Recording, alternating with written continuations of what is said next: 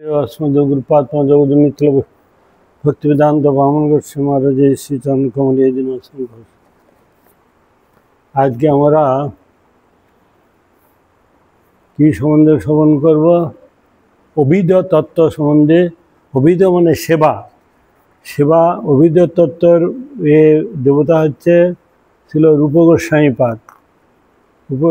দেবতা হচ্ছে রাধা গোবিন্দ।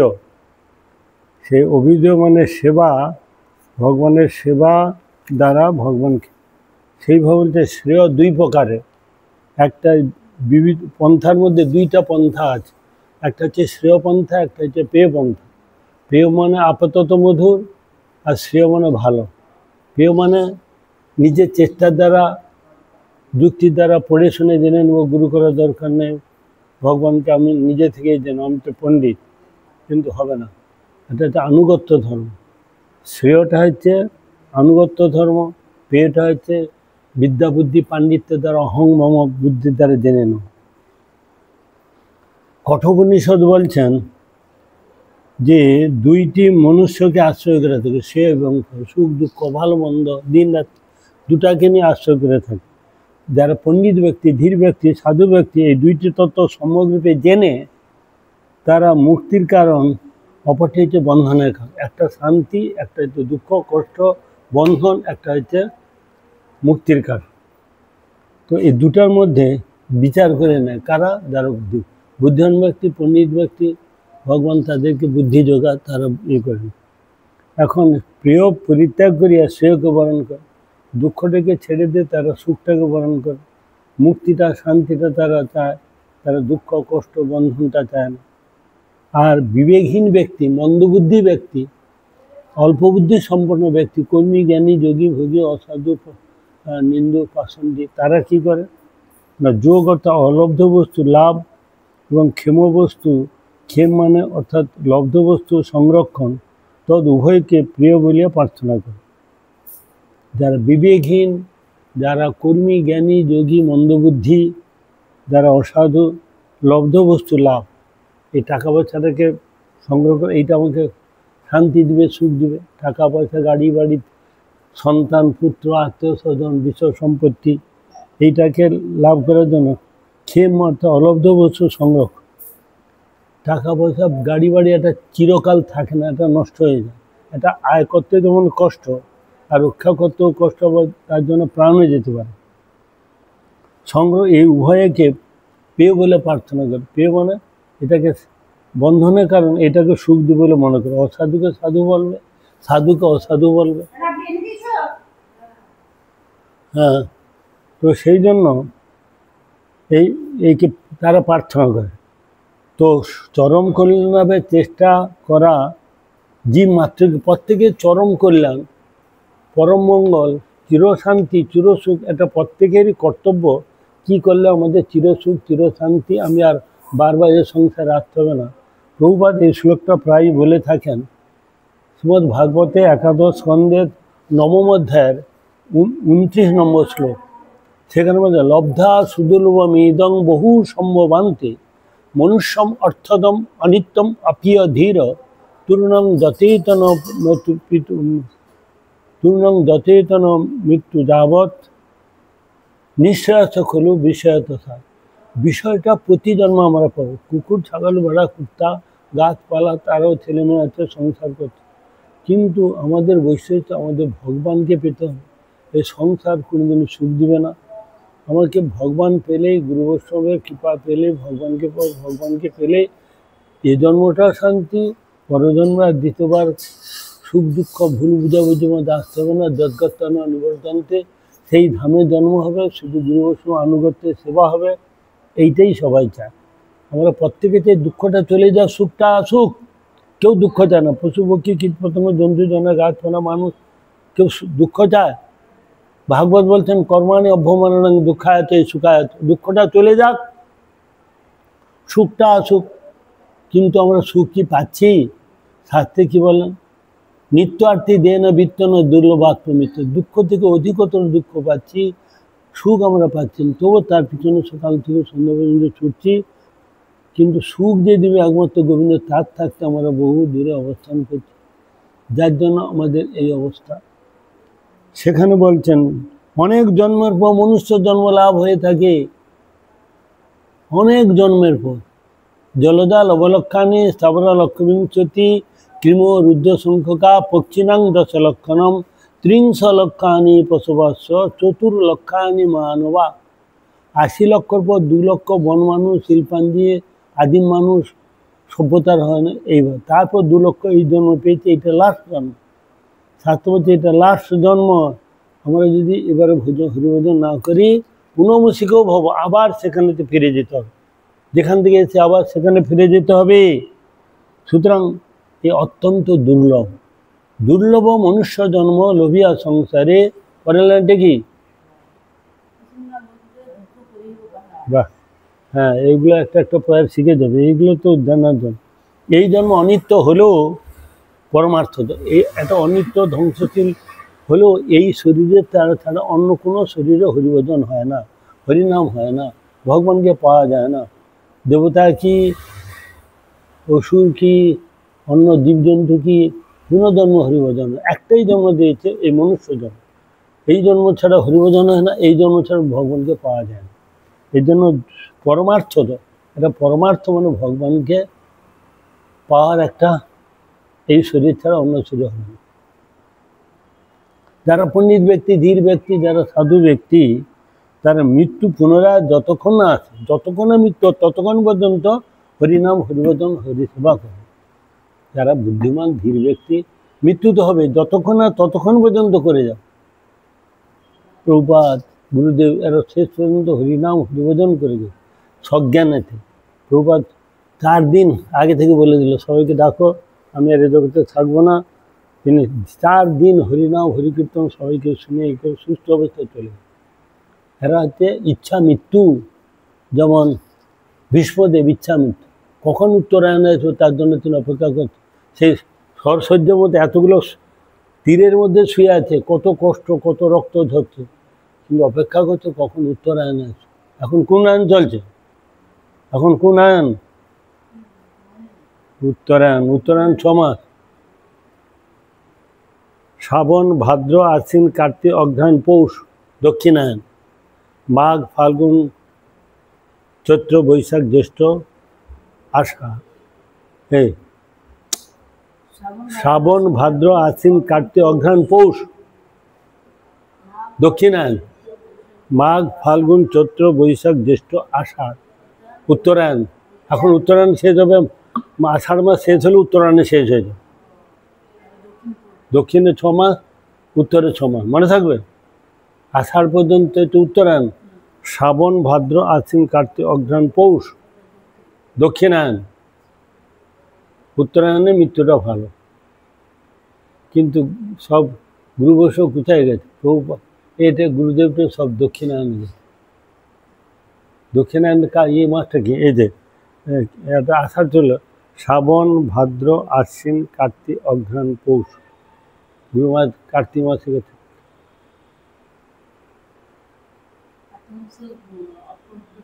কার্তিক মাস মানে গত মাস, গত মাস কার্তিক মাস। দক্ষিণায়ন হলো ভালো মাস।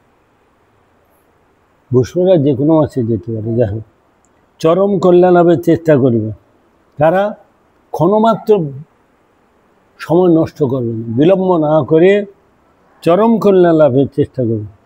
কেননা বিষয়টা সর্বত্র আছে, কুকুরেরও বাল বাচ্চা আছে, শুয়োরেরও বাল বাচ্চা আছে, তারাও সংসার করছে, আমরাও সংসার করছি। তফাৎটা হচ্ছে ওরা হরিভজন করতে পারে না, আমরা করতে পারি, এইটুকু হচ্ছে তফাৎ। 10 মিনিট যদি শুনে যায়, এইটা হচ্ছে ফিট বুঝি, এমনি তোকে বলিনি। 10 মিনিটে ওখানে 10 মিনিট সে বসে থাকলে কিছু নেই, সে একবার লাস্ট টাইম এটা আমি তার জন্য বসে রয়েছি 10 মিনিট। হ্যাঁ, না এইটাই ঠিক করি। আরতি হলো, গুরু বৈষ্ণব হলো, একসঙ্গে পরিক্রমা হলো, সাধুর সঙ্গে হলো, 10 মিনিট হরিকথা হলো, তো এইটা কি কম নাকি? এইটা কম না। সব কিছু জ্বলে গেল, পুড়ে গেল, কিন্তু হরিকথার সঙ্গে সব আমাদের গুরু বৈষ্ণব বলে সব কিছু হয়ে যায় হরিকথার সঙ্গে, ওতে কোনো অপরাধ হয়। তাহলে শাস্ত্রে কর্ম জ্ঞান আর যোগ ত্রিবিধ উপায় বলেছে, কর্ম জ্ঞান আর যোগ। এখন ভগবান উদ্ধবকে বলছেন ভাগবতে, চরম কল্যাণ লাভে ইচ্ছুক ব্যক্তিগণ অধিকার ভেদে নিঃশ্রেয়স প্রাপ্তির উপায় স্বরূপ কর্ম জ্ঞান আর ভক্তি। কর্ম জ্ঞান আর ভক্তি যোগ, তিনটাকে যোগের সঙ্গে যুক্ত করতে হবে। ভক্তি যোগ, জ্ঞান যোগ আর কর্মযোগ। কর্মকাণ্ড জ্ঞান কাণ্ডটা হচ্ছে খারাপ। কর্মকাণ্ড জ্ঞান কাণ্ড সকলে বিষের ভাণ্ড, অমৃত বলিয়া যেবা খায়, সেই ব্যক্তি নানাজনী ভ্রমণ করে কদর্য ভক্ষণ করে সে ব্যক্তি অধঃপাতে যায়। কর্মের সঙ্গে যোগ করতে হবে। আমার বাড়ির 50টা আম হয়েছে, ঠাকুরকে দিয়ে খেতে হবে। প্রতিদিন দিলে সেটা হচ্ছে ভক্তিযোগ। একদিন দিলাম, প্রথম ভাগটা 5টা হয়তো 1-2টা ফল দিলাম, আর দিলাম না। প্রতিদিন ভগবানকে দিয়ে খাওয়ার শাস্তি বিধি। আমরা যা কিছু দেবো ভগবানকে দিয়ে খাই, এইটা হচ্ছে বিধি। আর জগৎ হলো অবিধি। কি তারা ভগবান কি, গুরু বৈষ্ণব কি, সাধু কি, কিছুই করে। নিজেরা বাজার থেকে আনলো, রান্না করলো, গপাগপ খেলো। এইটা হচ্ছে বন্ধনের কারণ, এইটা হচ্ছে দুঃখের কষ্ট। আমরা দিয়ে খাচ্ছি, ওরা দেয়নি। এইটা তো ওরা অমেদ্য কুমেদ্য খাচ্ছে, আমরা সেটা খাই না। আমরা সেটা ভগবান খাই না, দিব কী করে? সেটা তো ভক্তির প্রতিকূল। ওগুলো খেলে তারা দ্বিতীয়বার মনুষ্য জন্ম পাবে না, গরু ছাগল জন্ম। তো এই প্রসন্ন ভগবান কিসে প্রসন্ন, এইটা আমাদের দেখতে হবে। সেই জন্য প্রাপ্তির উপায় স্বরূপ কর্ম জ্ঞান এবং ভক্তি 3টা যোগ বলে আছে। এই ত্রিবিধ উপায় ব্যতীত অন্য কোনো উপায় নাই, পন্থা নাই, রাস্তা নাই। কর্ম জ্ঞান আর ভক্তি যোগ। হ্যাঁ, কাকে বলছেন? ভগবান উদ্ধবকে বলছে, চরম কল্যাণ লাভের ইচ্ছুক ব্যক্তিগণের অধিকার ভেদে ত্রিবিধা নিশ্চয় প্রাপ্তির উপায় স্বরূপ কর্ম জ্ঞান ও ভক্তি যোগ বলিয়াছি। এই 3টি উপায় ব্যতীত অন্য কোনো উপায় বা পন্থা বা রাস্তা নাই। তো মনটা তো ওখানে পড়েছে, এখানে বসে 8টা বাজে, এখনো 15 মিনিট। কর্ম জ্ঞান ভক্তি অধিকারীকে শ্রীমদ্ ভাগবত বলছেন, একাদশ স্কন্ধে 20 অধ্যায়ে 7 নম্বর শ্লোকে বলছে, নির্বিঘ্নানং জ্ঞান যোগ ন্যাসি নামিহ কর্মসু তেস্য নির্বিঘ্ন চিত্তানং কর্মযোগস্তু কামিনাম। কি বললেন? ভগবান উদ্ধবকে বলছে, হে উদ্ধব, যাহাদের কর্ম এবং কর্মফলে নির্ভেদ জন্মে আছে, মানে স্পৃহাহীন, আসক্তি নয়, কর্ম করার স্পৃহা নেই, ইচ্ছা নেই, তাদের জন্য বলছে। তাহারা জ্ঞানযোগের অধিকারী। কর্মযোগের পর হচ্ছে জ্ঞানযোগ। তাহাদের ফল ভোগ বাসনা দূর হয় না।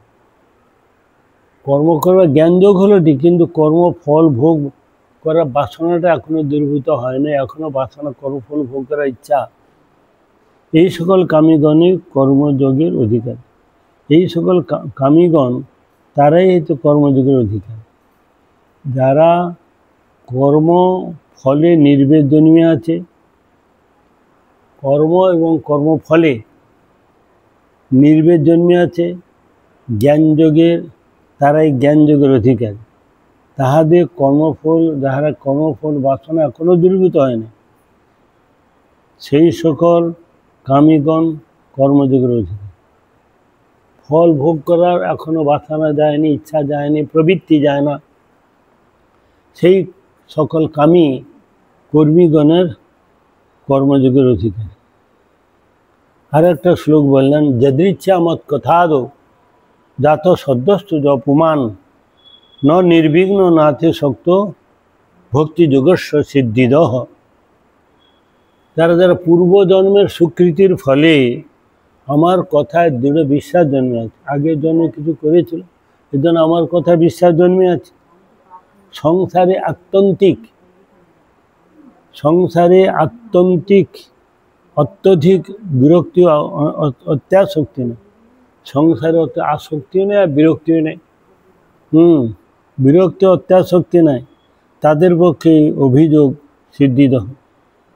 সেই অভিযোগটা তাদের জন্য হয়েছে।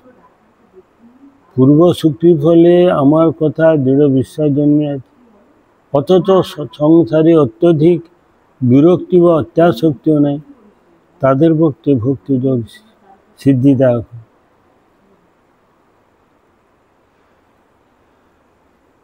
তাবৎ কর্মাণি কুর্বিত ন নির্বেদ যাবতা মৎকথা শ্রবণ বা শ্রদ্ধা যাবন্য জায়ত।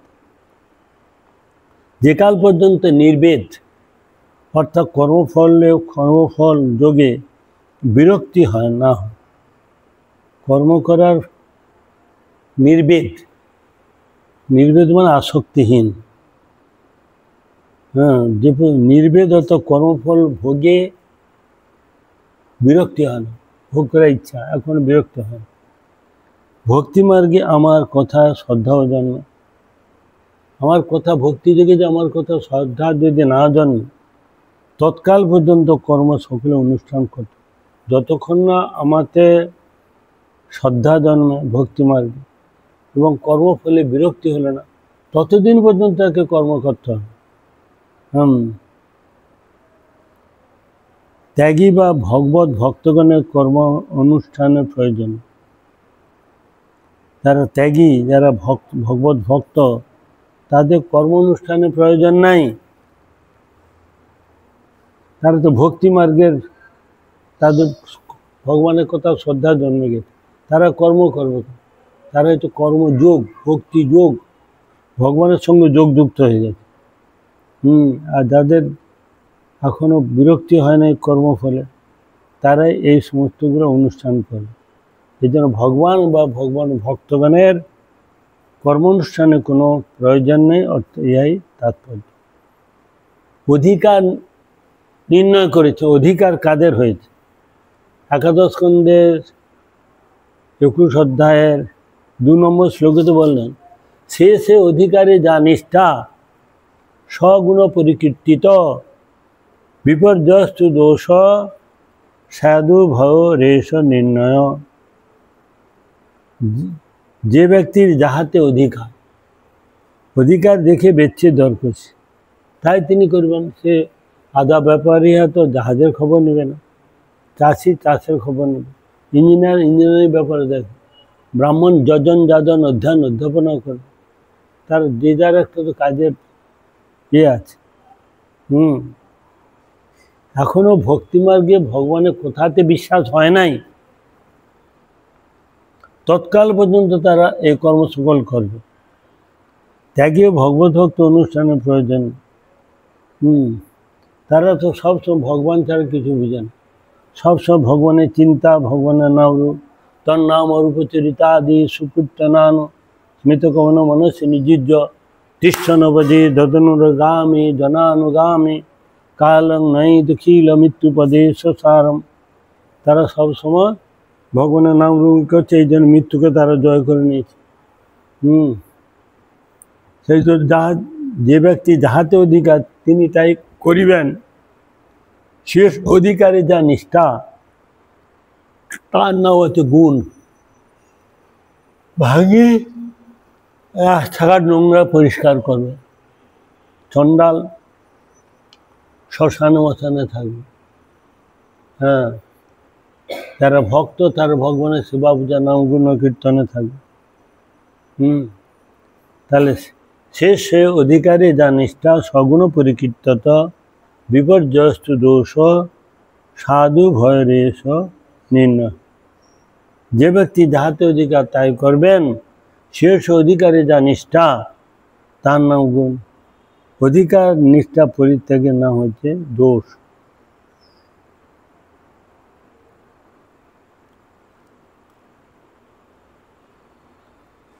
দোষ এবং গুণ নির্ণয় করে, এটা হচ্ছে দোষ, এটা হচ্ছে গুণ। গুণটা কি? শেষ অধিকারে যা নিষ্ঠা, যে যেমন ব্যক্তি সেই অনুসারে তার সেবা করো। তুমি চাষি, চাষবাস করো, গাছে জল দেবে, ভগবানের সেবা করো। তুমি ইঞ্জিনিয়ার, গ্রন্থ বিভাগে থাকবে, যে যেমন অধিকার। আর এই যে নিষ্ঠা যদি না হয়, নিষ্ঠা যদি না থাকে তাকে বলছে দোষ, আর নিষ্ঠার সহিত করলে সেটা হচ্ছে গুণ। এই গুণ দোষে নির্ণয় করলে। আবার বলছেন শ্রেয়ান স্বধর্ম বিঘ্ন পরধর্মাৎ সনুষ্ঠিতাৎ স্বধর্মের নিধ্বংসেয় পরধর্ম ভয়াবহ। শ্রীমদ্ গীতা ৩য় অধ্যায়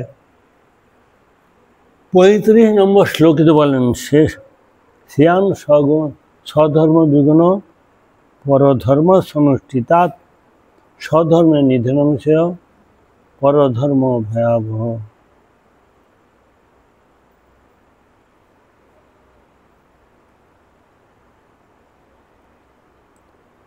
নিজ অধিকারচিত বেদোক্ত কর্ম সুষ্ঠুভাবে অনুষ্ঠিত না হয়।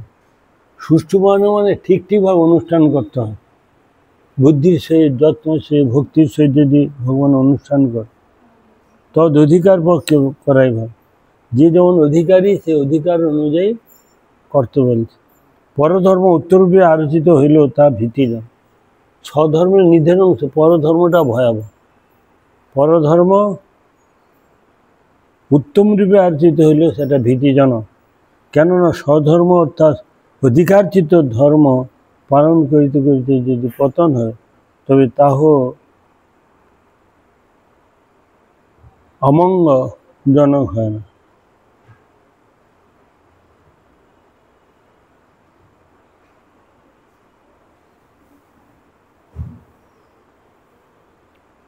অমঙ্গল হয় না। পরধর্ম কোনো অবস্থাতে নির্ভয় না। পরধর্মটা ভয়, স্বধর্মটাতে নির্ভয়। স্বধর্মটাতে শান্তি সুখ, লোক বিধর্ম হয়ে যাচ্ছে, বিধর্মী হয়ে যাচ্ছে, খ্রিস্টান হয়ে যাচ্ছে, এদিকে হয়ে যাচ্ছে। কেন? টাকা পয়সা লোভে। কিন্তু শাস্ত্র বলছে ওইটা ভালো নয়।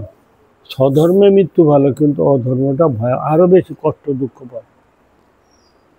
বেদ তাৎপর্য গ্রহণে দেবতার দিকের মোহ। দেবতার পর্যন্ত বেদের তাৎপর্যগুলো বুঝতে পারেনি। পরোক্ষবাদ বেদং বালনাম অনুশাসনম কর্মমোক্ষা কর্মণি বিধত্তে জগতং যথা কর্মাকর্ম বিকর্মেতি বেদবাদ ন লৌকিক বেদস্য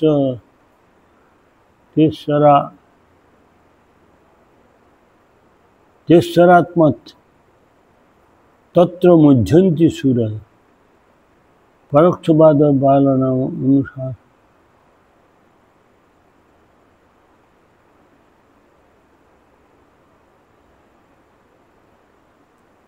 কর্মাকর্ম বিকর্মেতি বেদবাদ ন লৌকিক বেদস্য চেতরাত্মস্ত্বৎ তত্র মুহ্যন্তি সুরয়। পরোক্ষবাদ বেদং বালনাম অনুশাসনম কর্মমোক্ষা কর্মাণি বিধত্তে জগতং যথা। কর্ম অকর্ম বিকর্ম বলিয়া যে বিতর্ক, তাহ বেদবাদ। বেদ স্বয়ং হচ্ছে ঈশ্বর। সুতরাং পণ্ডিত অভিমানের সুরীগণ তাহাতে মোহপ্রাপ্ত হয়। পণ্ডিত অভিমানী যারা, তাদের মধ্যে কি হয়? দেবতাগণও মোহপ্রাপ্ত হয়ে যায়। এই জন্য সন্ধ্যাত্মা বিনশ্যতি, পণ্ডিত অভিমান হলে সন্দেহাত্মা। কর্ম অকর্ম বিকর্ম কাকে বলে? কর্ম মানে শাস্ত্র বিহিত আচরণম। শাস্ত্রে যে বিধিবিধান বলা আছে এইটা করার নাম হচ্ছে কর্ম। বিকর্ম কি? শাস্ত্রে যেটা বলা আছে না করাটা হচ্ছে বিকর্ম। অকর্ম হচ্ছে শাস্ত্রে যেটা বলা আছে না হচ্ছে অকর্ম। শাস্ত্রে যেটা নিষেধ করেছেন সেইটার নাম হচ্ছে বিকর্ম। কর্ম অকর্ম বিকর্ম। জগতের লোক জানে না কর্ম করো কর্ম করো ভাই। আরে কর্মটা কি? কর্মটা হচ্ছে যজ্ঞার্থাৎ কর্মণ্যত লোকাং কর্মণ্য। শ্রীমদ্ ভগবত গীতা বলে যা কিছু যজ্ঞ, যজ্ঞ বৈ বিষ্ণু, যজ্ঞ বৈ বিষ্ণু। সেই বিষ্ণু উদ্দেশ্যে যে কর্ম করা হয় তাকে বলছে কর্ম।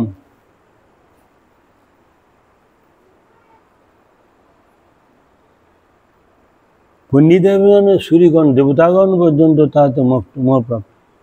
প্রকৃত অর্থকে সংগোপন করিবার জন্য উহাকে অন্য প্রকারে বর্ণন করা পরোক্ষবাদ।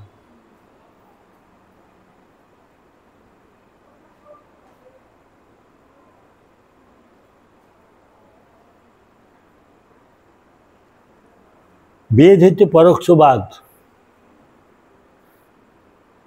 অজ্ঞ অশান্ত স্বভাব, বাল স্বভাব তুল্য জীবগণ অনুশাসন।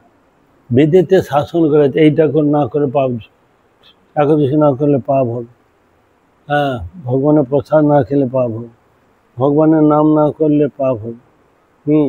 এটা হচ্ছে পরোক্ষবাদ। অপরোক্ষবাদ হচ্ছে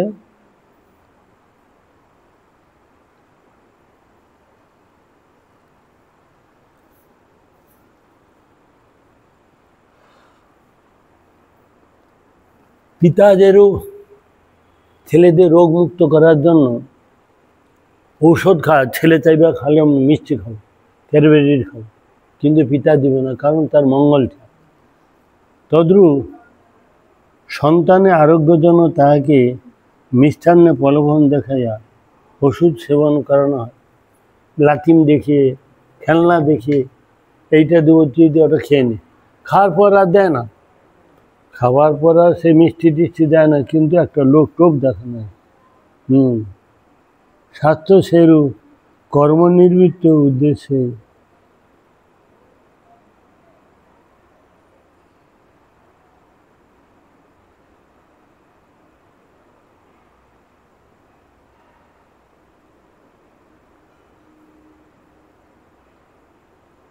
শাস্ত্রে প্রলোভন দেখিয়েছে, লোভ দেখিয়েছে। তুমি যদি একাদশী করো তাহলে তোমার পাপটাগুলো চলে যাবে, তোমাদের বাড়ির লোক শান্তি সুখে থাকবে। হ্যাঁ, তোমার একাদশী করো, এই লোভে করছে। যদি সংসারটা সুখের হয় সেই জন্য করছে। কেউ বলে হাঁটু ব্যথা, কোমর ব্যথা, এগুলো হবে না, একাদশী করো। কেউ কিছুর জন্য একাদশী করে থাকে। তদ্রূপ কর্মনির্বৃত্ত উদ্দেশ্যে কর্মবিধানে ফলের প্রলোভন দেখায়। কর্মমূঢ় জীবগণকে কর্মে পবিত্র করেন।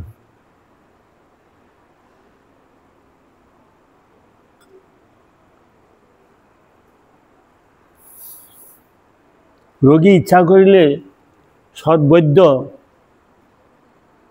যেমন তাকে কখনো কুপথ্যের ব্যবস্থা করেন। ডাক্তার কখনো একসঙ্গে তামাক আর গুড় খেতে বলবেন। তুমি গুড় খেতে পারো, তামাকটা ছেড়ে দাও, তাহলে তোমার মুক্তি। বিদ্বান ব্যক্তি যেমন স্বয়ং নিঃশ্রেয় চরম কল্যাণ অবগত হইয়া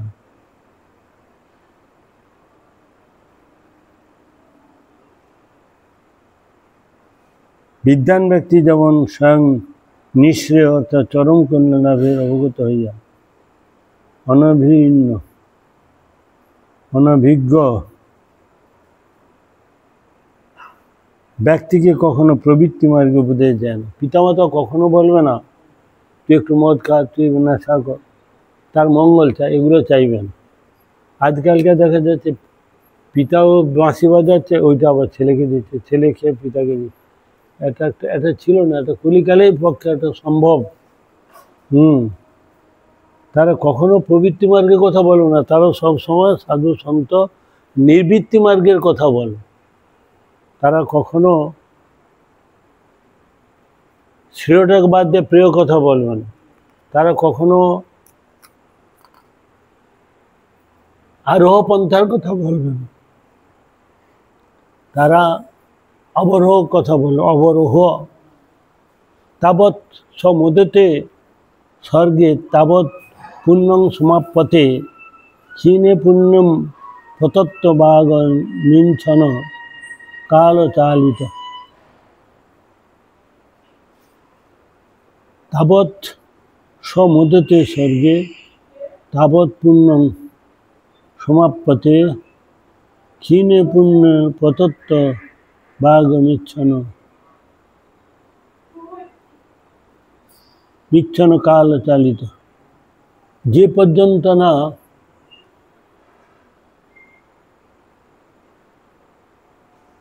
পুণ্য ক্ষয় হয় না ততদিন স্বর্গে থাকে। পুণ্য ক্ষয় হয়ে গেলে আবার ক্ষীণে পুণ্যে মর্ত্যলোক বিশন্তি।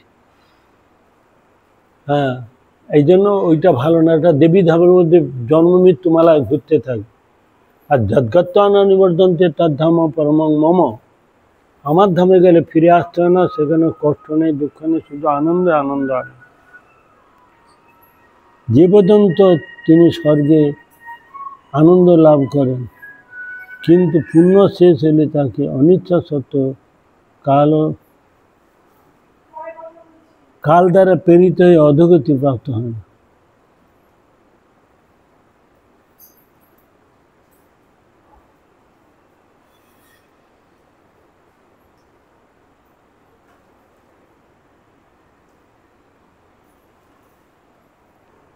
ते तং ভুক্তা স্বর্গলোকং বিশালং ক্ষীণে পুণ্যমর্ত্যলোকং বিশন্তি এবং ত্রয়ী মনুপপন্না গতাগতং কামা কামা লভন্তে। শ্রীমদ্ ভগবদ গীতা নবম অধ্যায়ের 21 নম্বর শ্লোক। তাহলে পুণ্য করলে স্বর্গে যাবে, পুণ্য ক্ষয় হয়ে গেলে আবার তাকে মর্তে আসতে হবে। কিন্তু ভক্তি যাজন করলে তাকে সংসারে আসতে হয় না, সেই সে স্বদেশ মোর দিব্য বৃন্দাবনেতে চলে যায়। এই জন্য আমাদেরকে ভক্তিযোগটা করতে হবে। ভক্তি করলে কর্ম আমাদের ক্ষয় হবে না। এইরূপে কামাকামী ব্যক্তিগণ বেদত্রয়ীর অনুগত সংসারে পুনঃ পুনঃ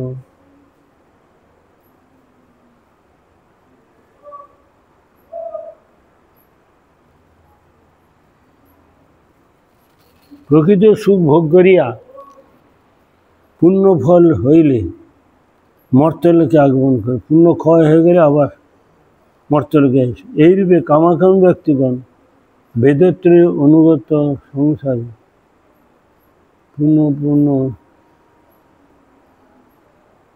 যাতায়াত করিতে থাকে।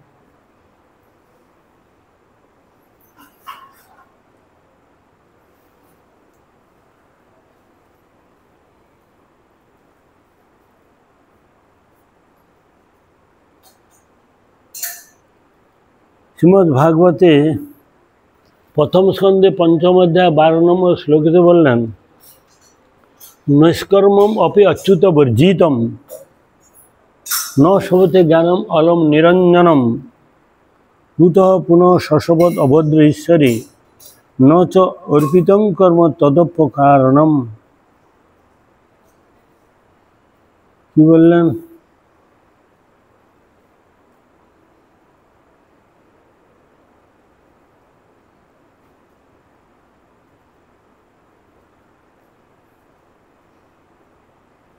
নিষ্কর্মের ভাব হয়েছে নৈষ্কর্ম। নিষ্কামভাবে কর্ম, কোনো কামনা বাসনা নাই, সেই জাতীয় কর্ম করে তাকে বলে নিষ্কাম কর্ম। ইহাতে কর্মকাণ্ডে বিচিত্রতা নেই। কর্মকাণ্ড জ্ঞানকাণ্ড এতে কোনো বিচিত্র মানে ভগবানের লীলা সময়ের মধ্যে নাই, এ একাকার স্বরূপ। এইরূপ যে কর্ম বিচিত্রতাহীন নৈষ্কর্মরূপ ব্রহ্ম জ্ঞান স্থূল লিঙ্গ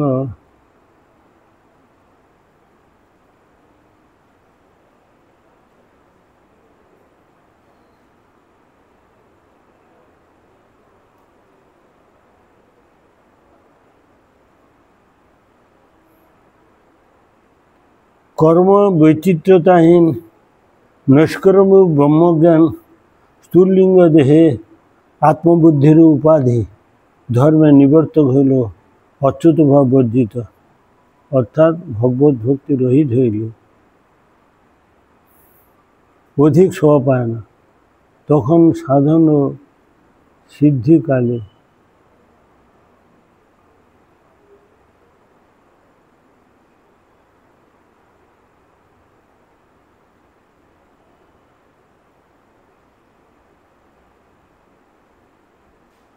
স্থূল দেহ, লিঙ্গ দেহ, আত্মবুদ্ধি। আমাদের এই স্থূল দেহটা যে এটাকে আত্মবুদ্ধি মানে এটা পূজ্য বুদ্ধি করছে, এটা রক্ত মাংসের দেহ, এটা মরে গেলে পুড়িয়ে দিবে কি কুকুরে শিকালে খাবে কি মাটিতে পুঁতিয়ে দিবে।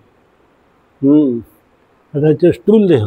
লিঙ্গ দেহ হচ্ছে শরীরের মধ্যে আছে, মন বুদ্ধি অহংকার চিত্ত, ওটা চট করে নষ্ট হয় না। নপতের পঞ্চভূত, যতক্ষণ পঞ্চভূত শরীর থাকতে থাকতে এই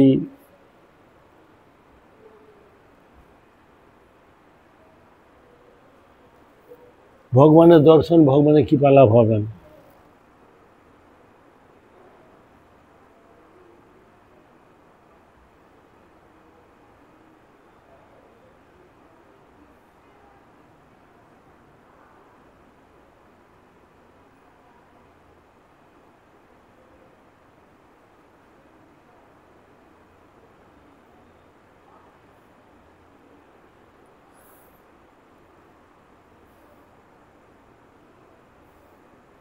ভগবানেতে ভক্তি যদি না থাকে তাহলে তার সে মনুষ্যের কোনো শোভা পায় না।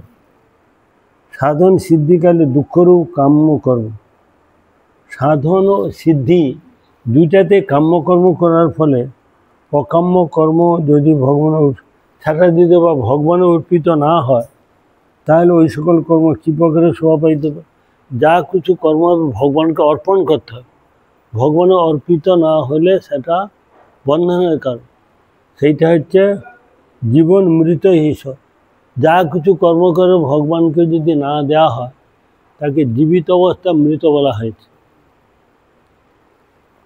শ্রীমদ্ ভাগবতে ৩য় স্কন্ধে ২৩ অধ্যায়ের ৫৬ শ্লোকে বললেন কি, নেহ যৎকর্ম ন ধর্মান বিরাগায় কল্পতি ন তীর্থপাদ শিবায় জীবন নিপমিত হিস। হ্যাঁ, কিন্তু কখন বন্ধ হয়েছে? যা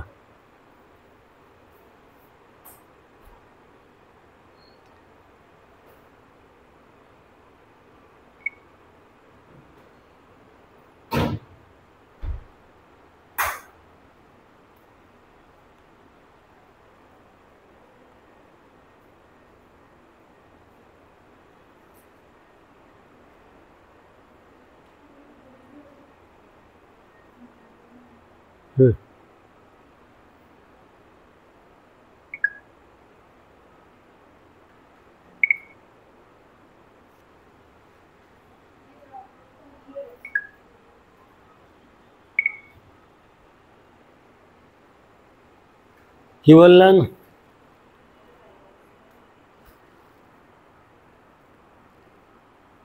ইহ সংসারে যে ব্যক্তি কর্ম ধর্মার্থ কাম তৈবর্গ তীর্বর্গের ধর্মে অনুষ্ঠিত না হইলে তাহার কর্ম নিষ্কাম হইয়া কৃষ্ণ ইতর বিষয়ে বৈরাগ্য উৎপাদন না করে, যাহার এই বৈরাগ্য তীর্থপদ হরির প্রতি পর্যবেসিত না হয়, সে ব্যক্তি জীবিত হইল মৃত বলিয়া প্রাণ ধারণ বৃথা।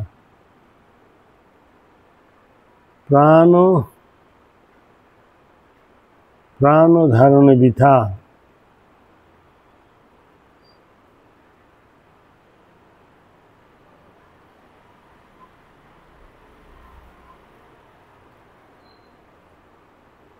ধর্ম সনুষ্ঠিত পুংসাং বিশক্তেন কথা সুদ নোৎপাদে যদিরতিম সম এব হি কেবলম। শ্রীমদ্ ভাগবতে ১ম স্কন্ধে ২য় অধ্যায়ের ৮ নম্বর শ্লোক।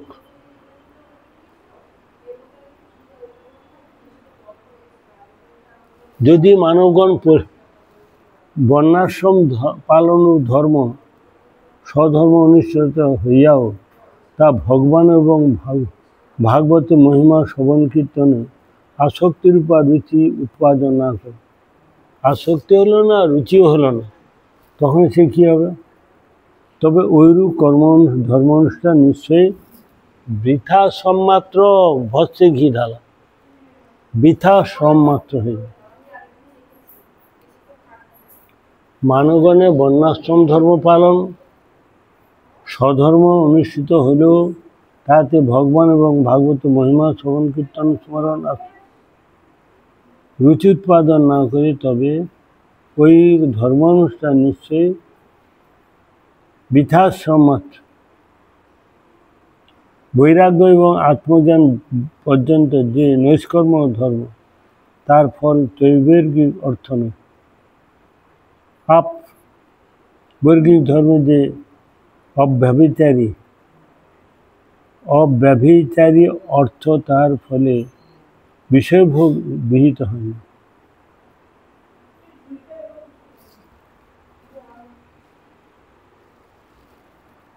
কি বললেন? ভাগবতে মহিমা শ্রবণ কীর্তনে আসলে রুচি উৎপাদন হলো। যদি রুচি উৎপাদন না হয়, তবে ওইরূপ ধর্ম অনুষ্ঠান নিশ্চয়ই বৃথাশ্রম মাত্র হয়ে গেল। বৈরাগ্য এবং আত্মজ্ঞান পর্যন্ত যে নৈষ্কর্ম ধর্ম, তার ফল তৈবর্গিক অর্থ নেই।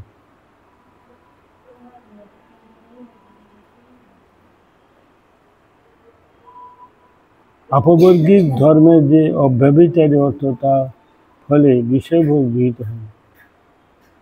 বিষয়ভোগের ফল ইন্দ্রিয় তর্পণ নহে। ওরা ইন্দ্রিয় তর্পণের জন্য বিষয় ভোগ করবে না। ইন্দ্রিয় তর্পণ, যতদিন জীবিত থাকবে ততদিন কামের ফল অর্থাৎ কামের সেবা করা যায়। ভগবত তত্ত্ব জিজ্ঞাসাই জীবনে মুখ্য প্রয়োজন। আমি কে, কেন এই জগতে এসেছি, কি করা কর্তব্য, কোথায় যাব, কিবা কাজ করে গেলাম, এইটাই হচ্ছে আমাদের কর্তব্য।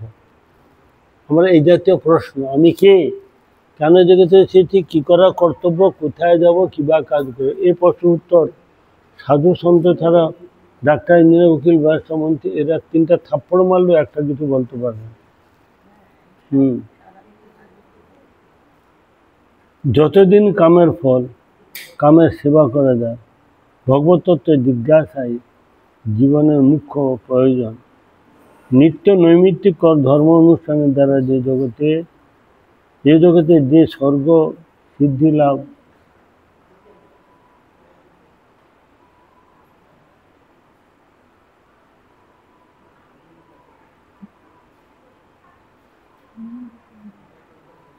নৈমিত্তিক কর্মানুষ্ঠান দ্বারা এই জগতে স্বর্গাদি প্রসিদ্ধ আছে, তার প্রয়োজন হয় না। নৈমিত্তিক কর্ম কি? হঠাৎ কেউ মারা গেল, তার জন্য সাধ্য শান্তি হবে। নিত্যকর্ম কি? ভগবানের সেবা, পূজা, নাম কীর্তন, ভোগরা এটাতে নিত্য করতেই হবে। মরে যাওয়া, জন্ম হওয়া, যা হোক। নৈমিত্তিক কর্ম হচ্ছে হঠাৎ কিছু হয়ে গেল, হঠাৎ কেউ মারা গেল, তার জন্য সাধ্য শান্তি, তার জন্য এটাকে বলে নৈমিত্তিক কর্ম।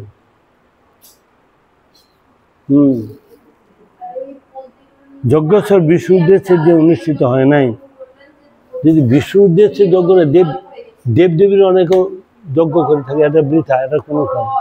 বিশ্ব উদ্দেশ্যে যজ্ঞ হয়। যজ্ঞরূপ প্লব তরণী ভব সমুদ্রে উত্তরণের নিমিত্ত দৃঢ় না। প্লব মানে তরণী, আর তরুণী আর তরণী। তরণী মানে নৌকা, তরুণী মানে বালিকা। ভব সমুদ্র উত্তরণের নিমিত্ত দৃঢ় নয়, কেননা ওই সকল যজ্ঞ মধ্যে অষ্টাদশ পুরাণোক্ত যজ্ঞ নির্বাহক, ষোড়শ ঋত্বিক, যজমান পত্নী কর্ম ভগবদ উদ্দেশ্যে অনুষ্ঠিত না হইয়া উহা অপকৃষ্ট।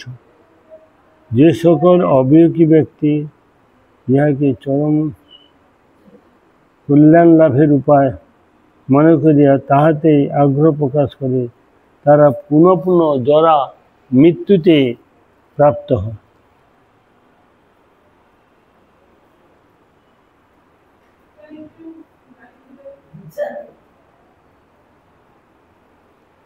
যজ্ঞেশ্বর বিষ্ণু উদ্দেশ্যে যে কর্ম অনুষ্ঠিত হয় নাই, তাদৃশ যজ্ঞরূপ প্লব ভব সমুদ্র উত্তরণের নিমিত্ত না। বিশ্ব উদ্দেশ্যে যদি কর্ম না হয় সেই কর্মটা বন্ধ নয়। কারণ যেমন প্লবমান তরণী নৌকা ভব সমুদ্র উত্তরণে নিমিত্ত দৃঢ় নয়।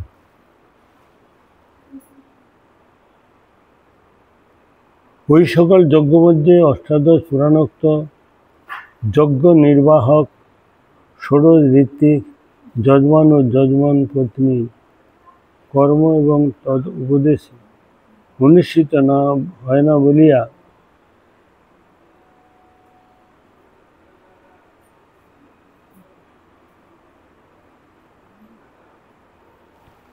কটা বাজে? হ্যাঁ হয়েছে, থাক।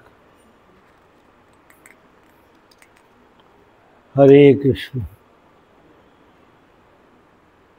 গীতার নবম অধ্যায়ের 23 নম্বর শ্লোকে তো বলছেন, যেপন্ন দেবতা ভক্তা যজন্তে শ্রদ্ধান্বিতা তেপি মামেব কন্ত যজন্ত অবিধিপূর্বকম। বিষ্ণু ব্যতীত অন্যান্য দেবতার পূজা হচ্ছে অবিধি। অন্যান্য আধিকারিক দেবতা পূজাটা অবিধি, একমাত্র বিষ্ণু পূজার কথা শাস্ত্রে বলি। বিষ্ণু ব্যতীত অন্যান্য দেবদেবীর পূজাটা হচ্ছে কর্মের অঙ্গ, কর্ম হয়ে যাচ্ছে, সেটা ভক্তি হচ্ছে না। স্বয়ং ভগবান কৃষ্ণ তদীয় ভক্ত এবং সখা অর্জুনকে লক্ষ্য করিয়া সর্বজীবকে উপদেশ দিচ্ছে, স্বতন্ত্রভাবে অন্য দেবতা উপাসনা যারা করে, স্বতন্ত্রভাবে অন্য দেবতার উপাসনা করছে, হে কন্ত তাহারা অবিধিপূর্বক আমাকে উপাসনা করে থাকে। অন্যান্য দেবতার আমার উপাসনা করে থাকে ঠিক, কিন্তু অবিধি বলিয়া তাৎপর্য যে তাদের উপাসনা দ্বারা ভগবত পিতৃ নিত্য ফল লাভ হয় না। সুতরাং তা অনিত্য কর্মকাণ্ডের অন্তর্গত।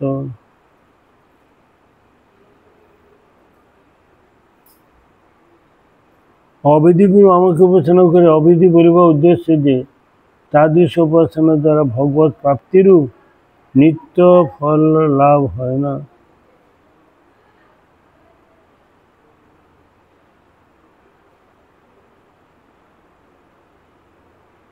সুতরাং অনিত্য কর্মকাণ্ডের অন্তর্গত তুচ্ছ ফল, অনিত্য কর্মকাণ্ডের ফলটা তুচ্ছ, ভক্তিমার্গের ফলটা হচ্ছে শান্তি সুখ আর এই সংসারে যাওয়া আসা করতে হবে। বাঞ্ছা কল্পতরু হস্য কৃপা সিন্ধু ভয় এব চ পতিতানাং পাবনেভ্যো বৈষ্ণবেভ্যো নমো।